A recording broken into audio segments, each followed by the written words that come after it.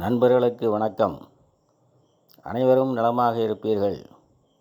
நான் திருநெல்வேலி எஸ் மணியன் ஜோதிடர் பேசுகின்றேன்.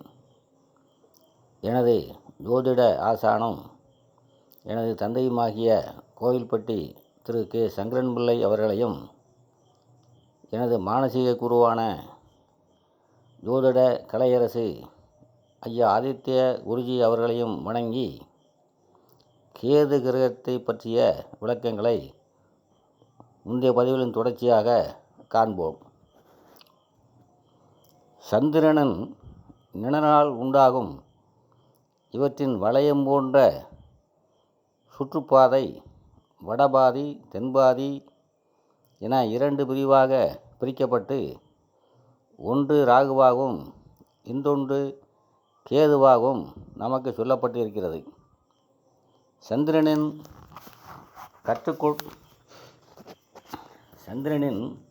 சுற்றுக்கோணத்தை பொறுத்து இந்த பாதை பூமியின் சுற்றுப்பாதையோடு சரிசமமாக இல்லாமல் ஏறத்தாழ 4 டிகிரி அளவில் விலகியிருக்கிறது. அதாவது சந்திரனின் சுற்றுக்கோணத்தை பொறுத்து இந்த பாதை பூமியின் சுற்றுப்பாதையோடு சரிசமமாக இல்லாமல் ஏறத்தாழ 4 டிகிரி அளவில் விலகியிருக்கிறது. பூமியின் சுற்றுப்பாதையும் சந்திரனின் சுற்றுப்பாதையும் இணையாக இருந்திருப்பின் ஒவ்வொரு அமாவாசை பௌர்ணமி என்றும் கிரணங்கள் ஏற்படும். இணையாக இல்லாத காரணத்தினால் வடபாதி தென்பாதி எனப்படும் மேல் கீழ் நிலைகள் சந்திரனின் பாதைக்கு ஏற்படுகின்றன. இதன் மேல் ஏற்படும்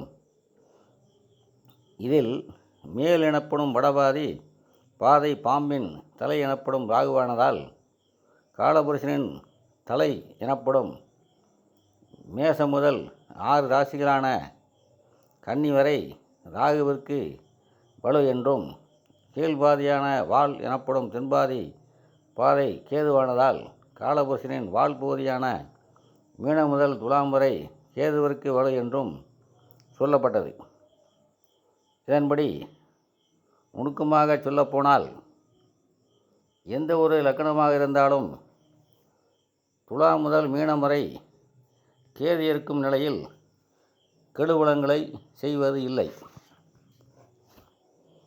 இனி தனித்தனியாக ஒவ்வொரு லக்கணத்திற்கும் கேது என்ன பலன்களை அளிப்பார் என்று பார்ப்போமேயானால், மேச லக்கணத்திற்கு கேந்திரங்கள் எனப்படும் லக்கணம் 4, 7, 10 9 கூடிய குருவுடன் சேர்ந்து கேளயோகம் எனப்படும் கோடீஸ்வர யோகத்தில் இருக்கும் நிலையில் கேது நல்ல பலன்களை செய்வார்.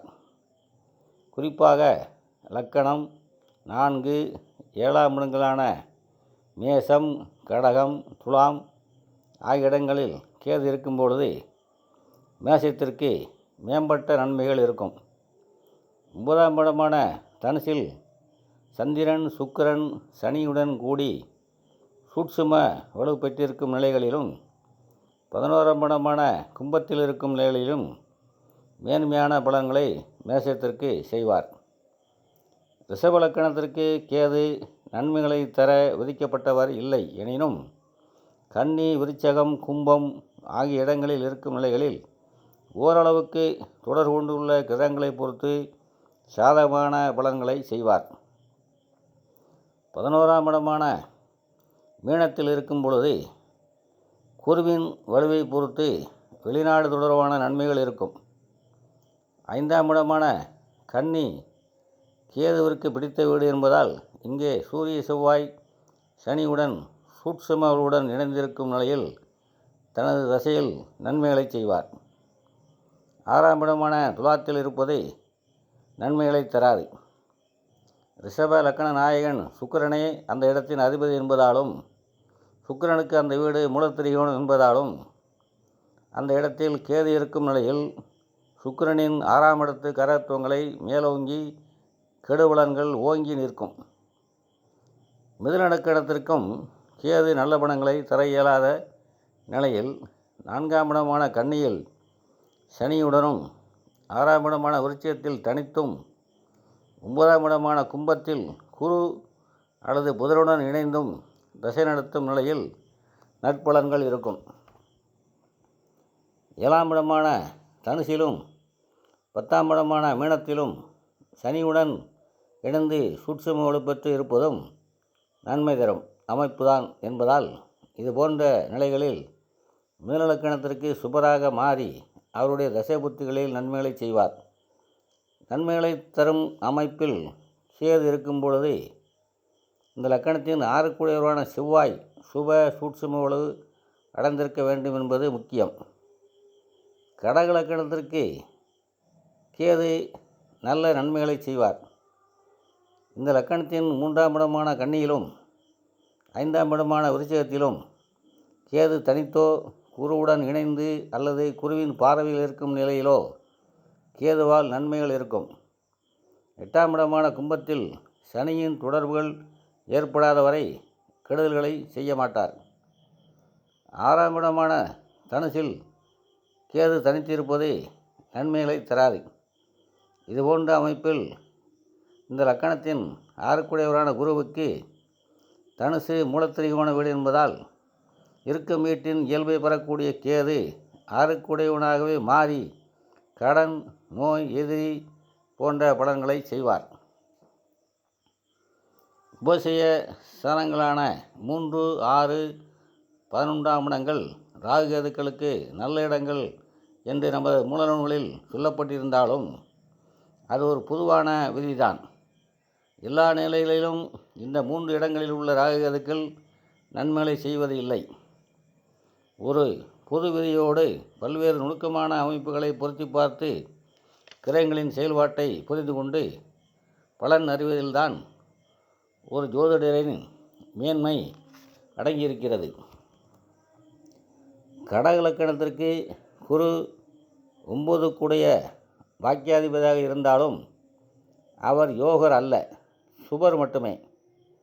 இரு ஆதிபத்தியமுள்ள ஒரு கிரகத்தின் மூலத்திரிகோண வீடு எதுவோ அந்த வீட்டின் பலன்களையே அந்த கிரகம் முதலில் முன்னிறுத்தி செய்யும் என்பதால் கடகத்துக்கு 6ஆம் இடத்து பலன்களைத்தான் குரு முதலில் செய்வார்.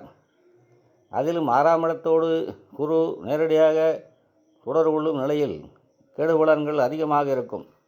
குறிப்பாக 6ஆம் இடத்தில் குரு ஆட்சி பெறுவதை, 2, 10ஆம் இடங்களில் அமர்ந்து 6ஆம் இடத்தை பார்ப்பது, 12ஆம் இடத்தில் அமர்ந்திருப்பது போன்ற நிலைகள் கடகத்திற்கு குரு நன்மை தரும் நிலைகள் அல்ல. இன்னும் ஒரு நுணுக்கமான கணிப்பாக 2ஆம் வீடான சிம்மத்தில் குரு இருக்கும்போது ஆதி நட்பு பெற்று மிக வலுவாவார் என்பதால் இரு ஆதிபத்தியங்களில் நல்ல வீடான 9ஆம் வீட்டிற்கு 6இல் மறைந்து கெட்ட வீடான 6ஆம் வீட்டிற்கு திரிகோணத்தில் அமர்ந்து தனது வீட்டை பார்த்து வலுப்படுத்துவதாலும் கடகத்தின் 2ஆம் இட குரு தனது தசையில் ஜாதகனை கடன், நோய், எதிரி போன்ற அமைப்புகளில் வாட்டி வதக்குவார். இதுபோன்ற குரு சுபத்துவம் பெறும் நிலைகளில் கேது அவரது வீட்டில் அமரும்போது கேதுவும் குருவின் இயல்பையே பிரதிபலிப்பார் என்பதால் நமது மூல நூல்கள் பொது விதியாக சொல்லும் 6ஆம் இடத்துக்கு கேது நன்மனை செய்வார் என்ற விதி இந்த இடத்தில் மாறுபாடான பலன்களை செய்யும்.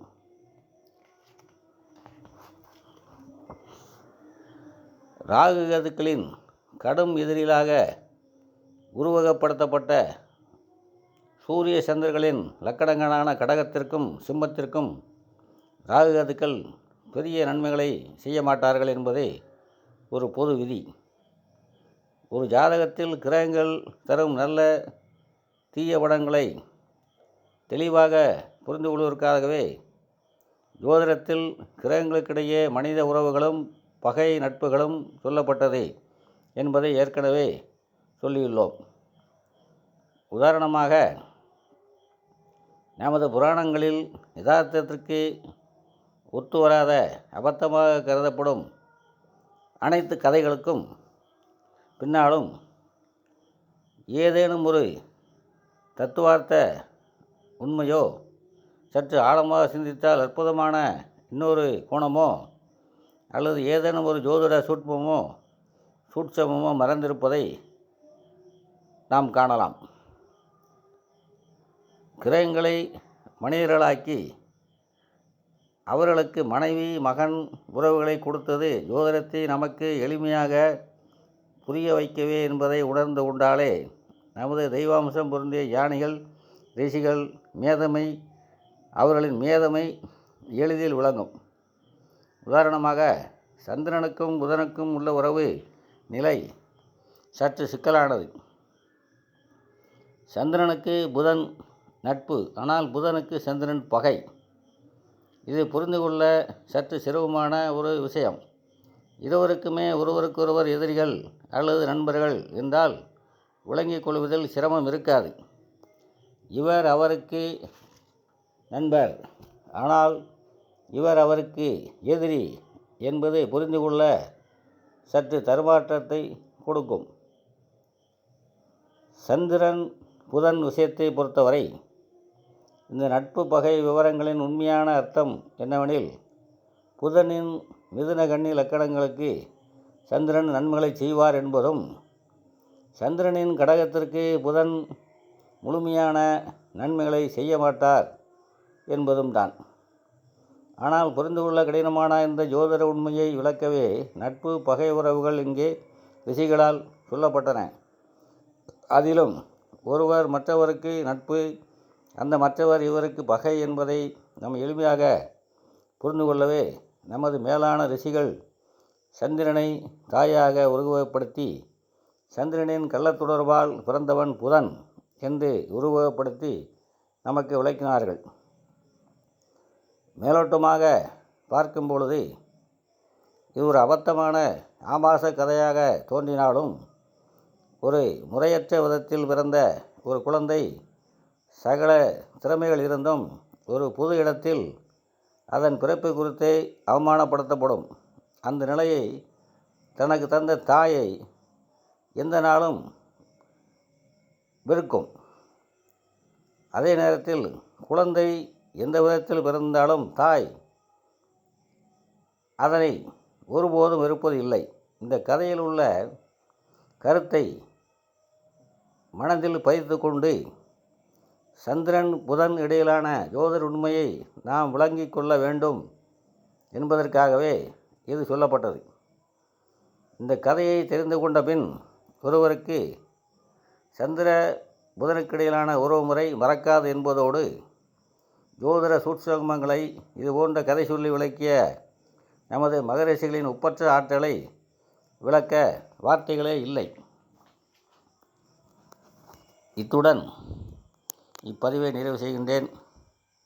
மீண்டும் அடுத்த பதிவில் சந்திப்போம். அனைவரும் நலமாக இருப்பீர்கள். வாழ்க வளமுடன்.